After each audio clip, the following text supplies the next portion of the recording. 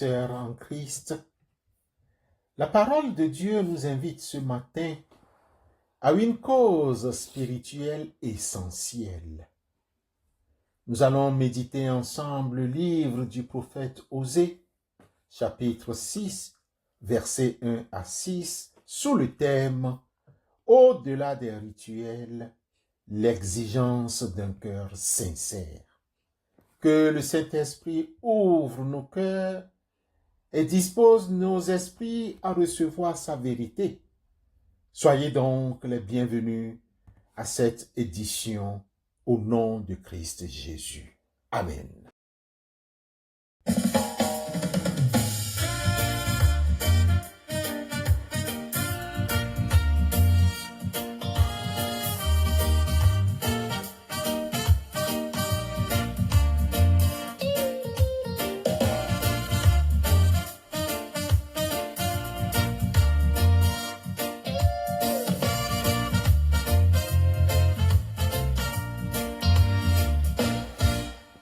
Je compte sur les promesses de Jésus, mon roi, qu'à travers les âges ses louanges retentissent.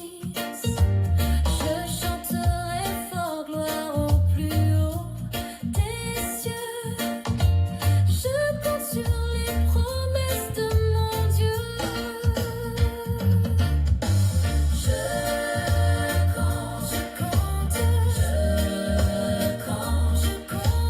Oui, je compte sur les promesses de Dieu, mon sauveur. Je compte. Oui, je compte sur les promesses de mon Dieu. Chers auditeurs, nous continuons d'étudier le livre du prophète Osée. Ce matin, Osée chapitre 6, versets 1 à 6 nous est proposé.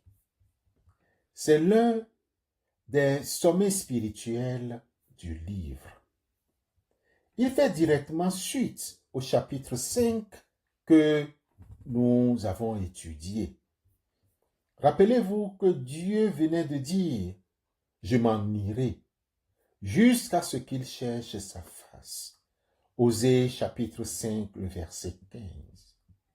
Le chapitre 6 d'aujourd'hui s'ouvre donc sur la réponse du peuple. Mais cette réponse cache un piège redoutable. Voici les grandes leçons à retenir de ce passage. La première est celle du piège de la repentance superficielle. Le piège de la repentance superficielle. Au verset 1 à 3, nous lisons « Venez, retournons à l'Éternel, car il a déchiré, mais il nous guérira. Il a frappé, mais il bandera nos plaies. Il nous rendra la vie dans 2 jours. Le 3e jour, il nous relèvera, et nous vivrons devant lui. Connaissons, cherchons à connaître l'Éternel. Sa venue est aussi certaine que celle de l'aurore. Il viendra pour nous comme la pluie du printemps qui arrose la terre. Osée chapitre 6, verset 1 à 3. Le texte commence par un élan qui semble magnifique. Venez, retournons à l'Éternel, car il a déchiré, mais il nous guérira. Le peuple utilise de beaux mots, des formules théologiques correctes et montre une grande assurance. Il est convaincu que Dieu va les restaurer en un clin d'œil, après 2 jours, le 3e jour. Cependant, cette démarche est superficielle. Le peuple traite Dieu comme un distributeur automatique de pardon ou comme une force de la nature prévisible, Sa venue est aussi certaine que celle de l'aurore. Quelle leçon pour nous aujourd'hui? Il y a une différence entre regretter les conséquences de nos erreurs, c'est-à-dire vouloir que la souffrance s'arrête, et regretter d'avoir blessé le cœur de Dieu. Une récitation de belles prières sans engagement radical de comportement ne touche pas Dieu.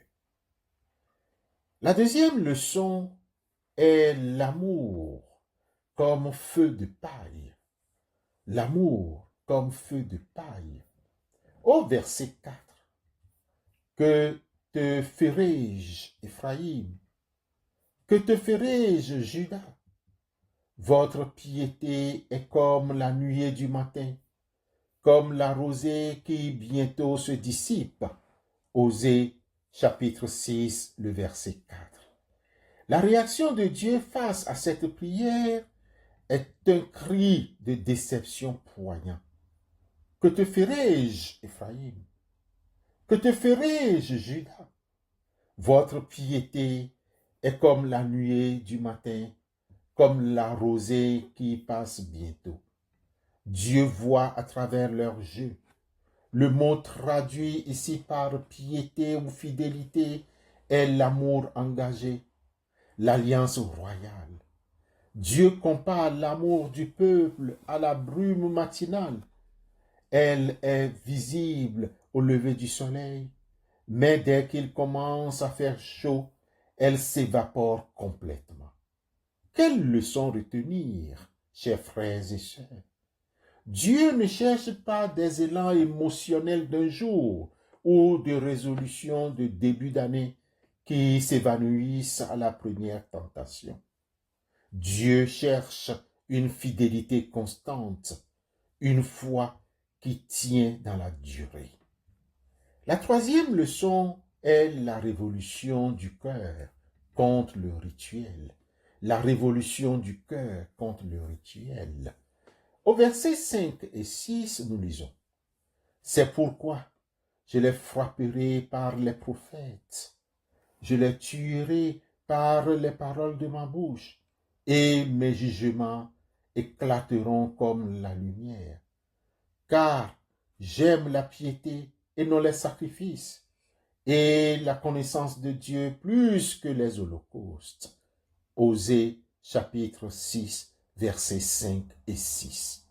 C'est le verset clé du passage que Jésus lui-même citera 2 fois dans son évangile selon Matthieu au chapitre 9, le verset 13 et Matthieu chapitre 12, le verset 7.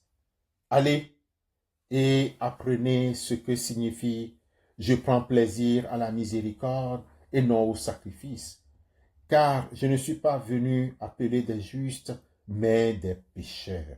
Matthieu, chapitre 9, verset 13. Bien-aimés frères et sœurs, Dieu ne condamne pas les cérémonies religieuses en elles-mêmes, puisqu'il les avait condamnées dans la loi, mais il condamne le fait de les utiliser pour masquer un cœur sec et désobéissant. Le peuple pensait qu'en offrant les animaux sur l'autel, il pouvait acheter le pardon de Dieu tout en continuant de pratiquer l'injustice le reste de la semaine. Quelle leçon pour nous aujourd'hui?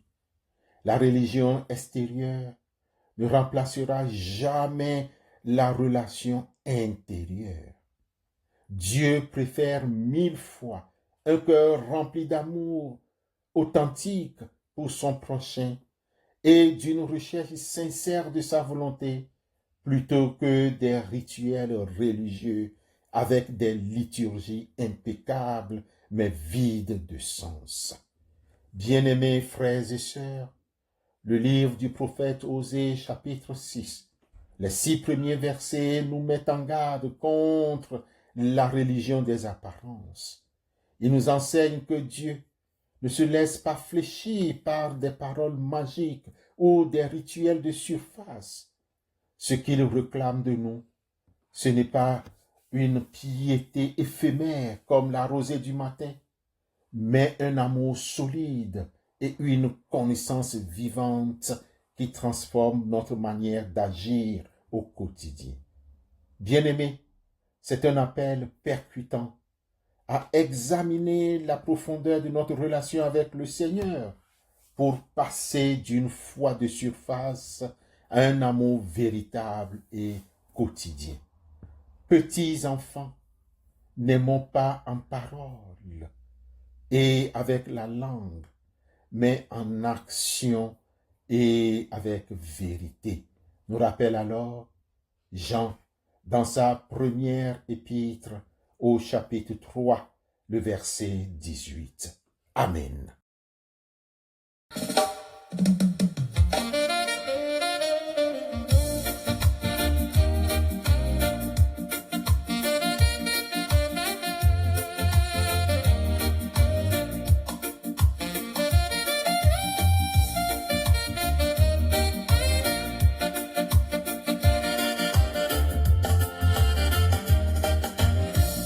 Debout, sainte cohorte, soldats du roi des rois, tenez d'une main forte l'étendard de la croix, au sentier de la gloire. Jésus-Christ nous conduit de victoire en victoire. Il mène qui le suit. Seigneur notre Dieu, Maître du temps et des saisons, nous te remercions pour ta grande protection. Nous voici arrivés au terme de cette année scolaire et nos cœurs débordent de gratitude. Nous te disons merci pour toutes les grâces reçues au fil de ces mois. Nous te remercions pour les connaissances acquises, pour les amitiés partagées, pour les défis surmontés et pour ta fidélité qui nous a portés jour après jour. Tout vient de toi, Seigneur, et pour tout, nous te louons. Alors que s'ouvrent au jour le jour les portes des vacances, nous te confions ce temps de repos. Permets que cette semaine soit un véritable ressourcement pour le corps et les esprits. Délivre-nous du stress et des rythmes essoufflants du quotidien pour nous réapprendre la joie des choses simples et la contemplation et du partage. Seigneur, pose ta main protectrice sur tous ceux qui voyagent. Pour nos frères et sœurs qui s'apprêtent à prendre la route, le train ou l'avion, nous te demandons la sécurité. Accorde-leur des trajets paisibles. Éloigne de dangers et conduis-les à bon port dans la joie des retrouvailles ou de la découverte. Que ta présence soit leur boussole et leur bouclier. Nous te confions tout particulièrement ceux qui restent sur place pour ceux qui ne partent pas pour ces vacances. Que ces jours de vacances ne soient ni un temps d'isolement ni d'ennui, mais une occasion de paix, de repos intérieur et de belles rencontres de proximité. Remplis leur maison de ta douce présence et de ta joie. Bénis nos familles, nos enfants et nos jeunes. Que ce temps de pause ne nous éloigne pas de toi, mais qui nous donne au contraire l'occasion de chercher ta face avec un cœur plus léger. Que notre amour pour toi grandisse, même loin des bancs de l'école ou de nos routines habituelles. Au nom de Jésus-Christ, Seigneur, nous te remercions pour ta bienveillance et pour cette saison qui s'annonce. Amen.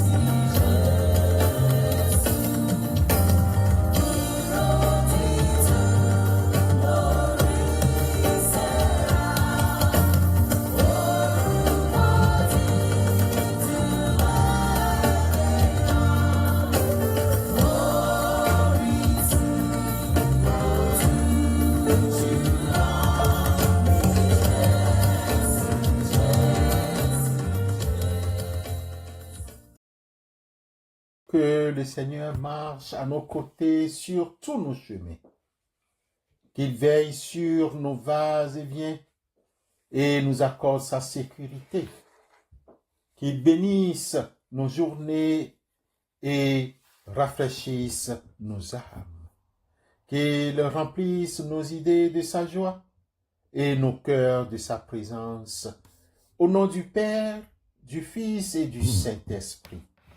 Bon début de week-end sous la garde du Très-Haut. Amen.